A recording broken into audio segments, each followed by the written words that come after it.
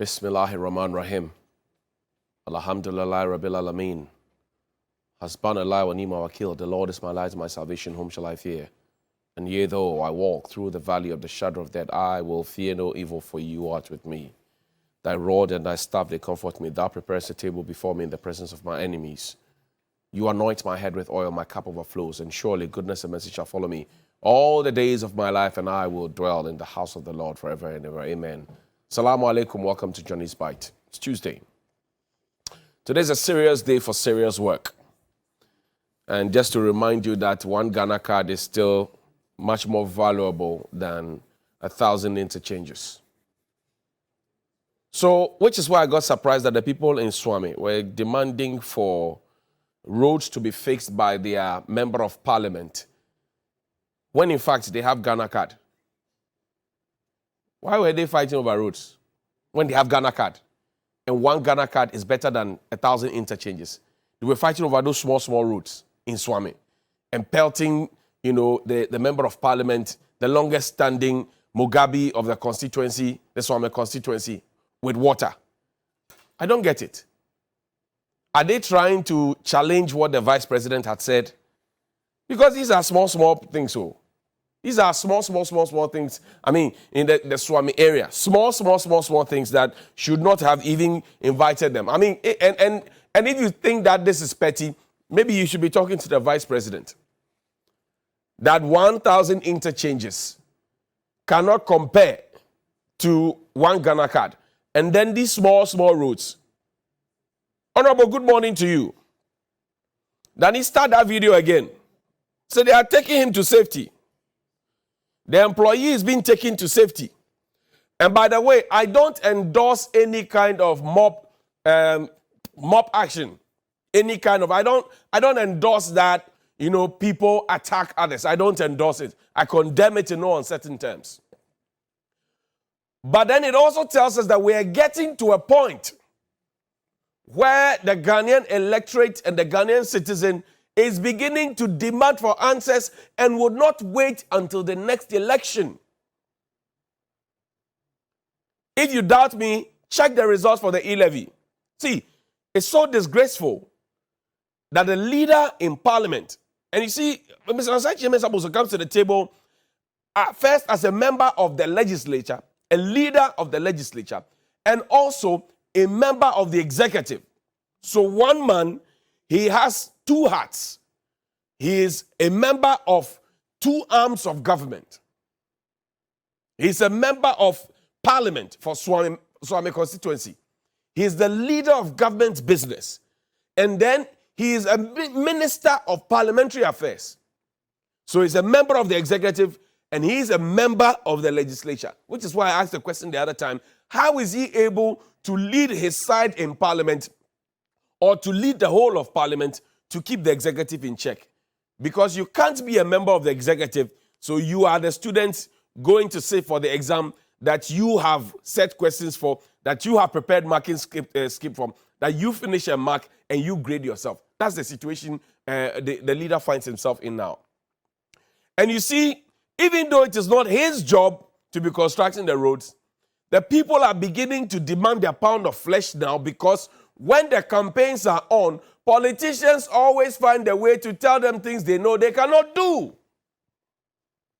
Now we're talking about the fact that the contractor will come back, sometime in September. This is a national project, yada, yada, yada, yada, yada. But I'm sure that he stood on a campaign platform and promised them that when I come, the roads will be fixed. And these roads have been a major problem because those people there, they live, on a daily basis, if you will. What they sell is what they eat. What profit they make is what they live on. Now, if the roads are bad, so bad, and they had to get to this point, then we are in trouble. Now, another interesting thing, Suame is in the stronghold of the NPP in the Ashanti region. You see the dynamics first. The Ghanaian electorate is becoming more sophisticated. They are becoming more enlightened and emboldened. I don't support violence in any way, but I'm saying that they would demand for what is theirs. They won't have to wait until the next election. E-levy is an example. When the people said, we cannot We will not pay. It is too much for us. Government said, oh, we will pass it. My friend Stephen Amwa, we will pass it. And they cannot do anything about it. Now you passed it. The people did something about it. You are not getting your targets. Now you're blaming everybody else. So the honorable leader of the house in Suame, very, very embarrassing situation yesterday. Very, very embarrassing situation. He had to take the police, and kudos to the police, that they were pelting sachets of water at such a man who is an institution when you come to our parliamentary practice here in Ghana and in Africa. But he has been there for all this while, and the problem still persists. That's why I'm asking that if the vice president said that one Ghanacard, he would choose one Ghanacard over 1,000 interchanges. Now why are the people in Suame complaining when they all have Ghanacards? Those who were pelting the water at the minister and member of parliament, they have Ghanacards. So why were they pelting water at him? It is because that claim is not actually correct. And you see, we live in a country where people get to work tired. People get back from work tired because they are riding on bad roads. The trotros are rickety. They are not worthy of the road. And then by the time they arrive at work, they are tired. They work for a shorter period. By the time they ride back from work, they are tired. And they think they are working so hard. Yes, they are working so hard, but in the wrong country.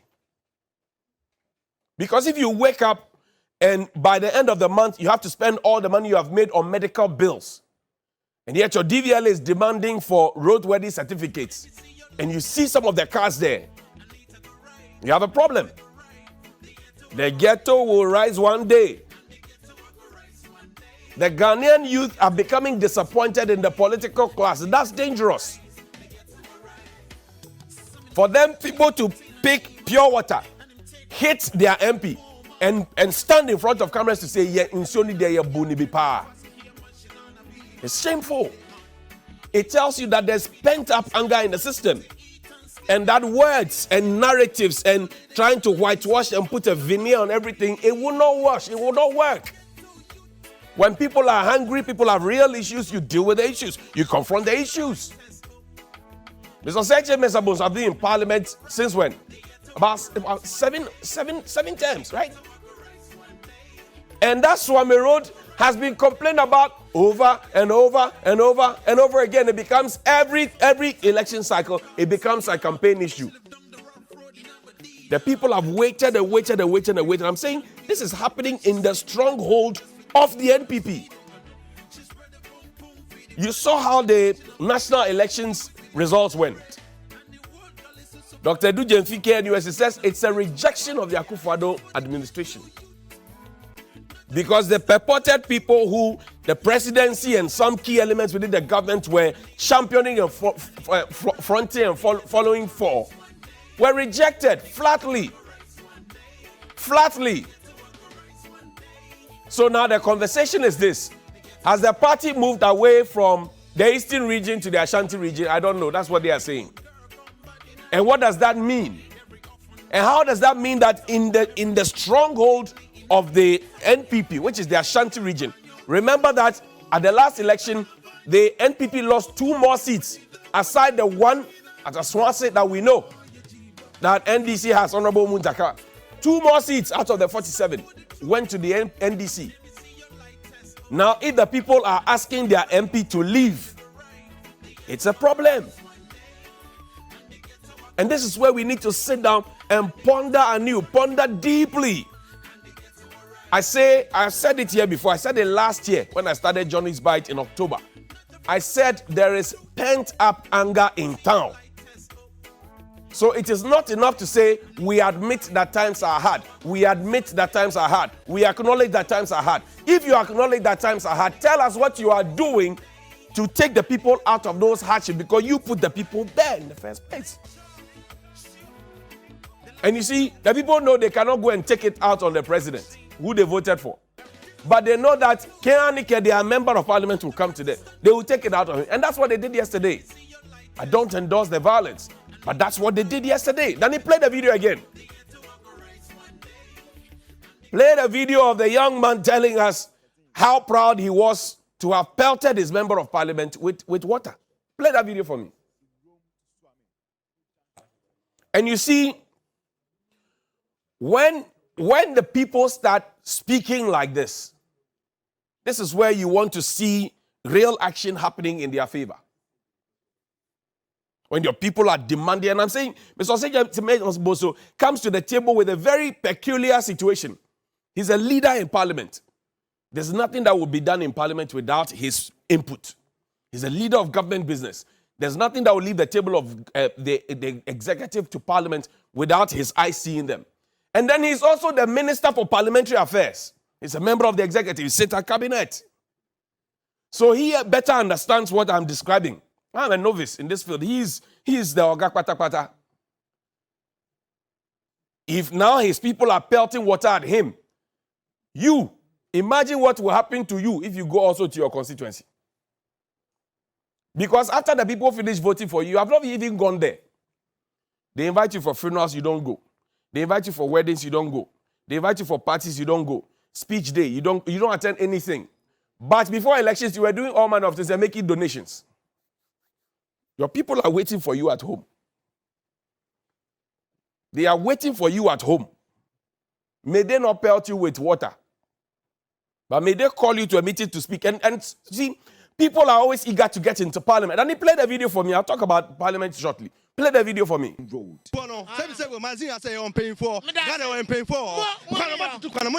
Our roads are bad. We voted for development, but we are not seeing them. Even the road leading to the hospital is very bad. The artisans vowed.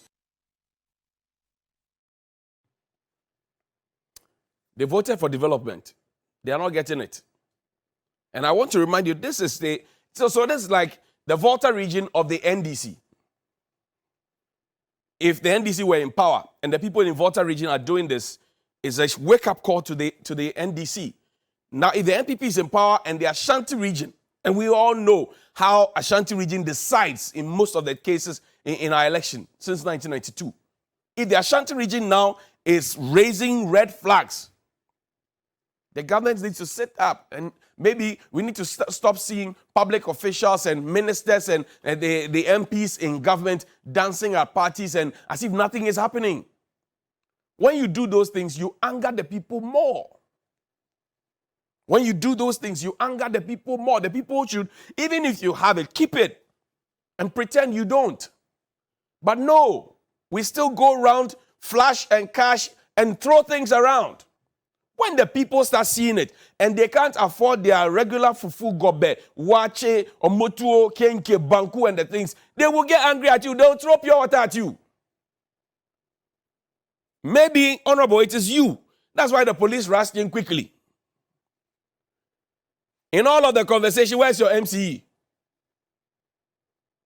People are chopping posts in this country and not doing what the post is requiring of them to do.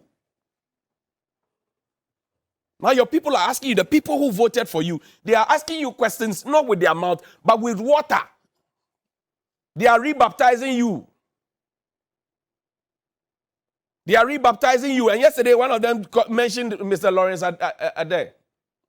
Yesterday, one of them mentioned your name. He didn't mention Osei Mensah. One of them mentioned Honorable, it said Lawrence Ade. One of them in the videos. The ghetto will rise again. Let us not make the ghetto rise, because if the ghetto decides to rise, it will not be good for us. I said there is pent-up anger in the system. And we need to act quickly to bring it down. See something, say something, all of it would depend on how we are able to manage the emotions of the people. If the ghetto rises, it will not be good. So let the ghetto not rise, sir. Thankfully, you sit at two big tables. This is the time when you come back to Accra, say, some bit of introspection and speak truth to power within your circles. The people are angry. The people have lost trust and confidence for the political class. Now, if you go on social media, say NDC and NPP, they are the same. The people are saying it. I'm telling you the thing that the people are saying. I've always said that, look, use your security people, properly trained intelligence officers. Go into town and find out the info. Don't send those overly fed and macho people who have no training in intelligence. Don't send them out. Send the proper trained people. Not the protocol, party, political, security people. No. Send properly trained people. Let them gather information for you. Quality information from the ghettos and the zongos, from the neighborhoods and the suburbs. And you know that what I've been saying and which I've been insulted for is the reality. Now, I said these things before. Yesterday, they are beating a member of parliament, a leader of government business, a minister of the republic with water, his own constituents. You go reach everybody. Good morning.